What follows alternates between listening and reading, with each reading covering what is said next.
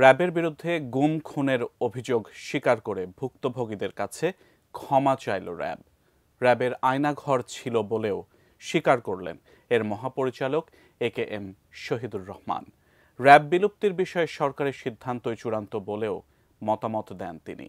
সকালে কারওয়ান বাজারে RAB media সেন্টারে সমসাময়িক বিষয় নিয়ে মতবিনিময় সভায় এসব কথা বলেন র্যাব মহাপরিচালক। সম্প্রতি মানবাধিকার লঙ্ঘন ও বিচার বহির্ভূত হত্যাকাণ্ডের অভিযোগ তুলে পুলিশ সংস্কার কমিশনের কাছে র্যাব বিলুপ্তির সুপারিশ করেছে বিএনপি। যত ধরনের খুন যখন এবং যত এক্সট্রা জুডিশিয়াল কিলিং সবকিছু অধিকাংশই এই র্যাবের মাধ্যমে হয়েছে, সেজন্য আমরা এটিকে বিলুপ্ত করার জন্য সুপারিশ করেছি। এমন আলোচনার পর সংবাদ সম্মেলন করেন বাহিনীটির মহাপরিচালক AKM শহীদুর রহমান। বলেন, সরকারই বিলুপ্তির চূড়ান্ত সিদ্ধান্ত নেবে। আমাদের যে দায়িত্ব, সেই দায়িত্ব আমরা নিষ্ঠার সঙ্গে আন্তরিকতার সঙ্গে পালন করব এবং এই ব্যাপারে সরকার যে সিদ্ধান্ত গ্রহণ করবে সেটাই শিরোধার্য। বসুন্ধরা ডায়াপেন্ট এখন আরো উন্নত। এই হট এয়ার থ্রো টপশিট দ্রুত শোষণ করে সোনামণিকে দেয় কোমল অনুভূতি। এ সময় প্রথমবারের মতো র্যাবের বিরুদ্ধে গুম ও খুনের অভিযোগ স্বীকারও করলেন এলিট এই ফোর্সের প্রধান। এসব ঘটনার সুষ্ঠু তদন্ত করে বিচারের মাধ্যমে র্যাবের দায়মুক্তি সম্ভব বলে মন্তব্য করেন তিনি। যারা র্যাব কর্তৃক হত্যাকাণ্ডের শিকার হয়েছেন তাদের পরিবারের কাছে আমরা দুঃখ প্রকাশ করি এবং ক্ষমা প্রার্থনা করি। অন্তর্বর্তীকালীন সরকার গুম খুন কমিশন করেছেন, আন্তর্জাতিক অপরাধ ট্রাইব্যুনাল এই ধরনের অপরাধ কগনিজেন্সে নিয়ে বিচার কার্য পরিচালনা করছেন।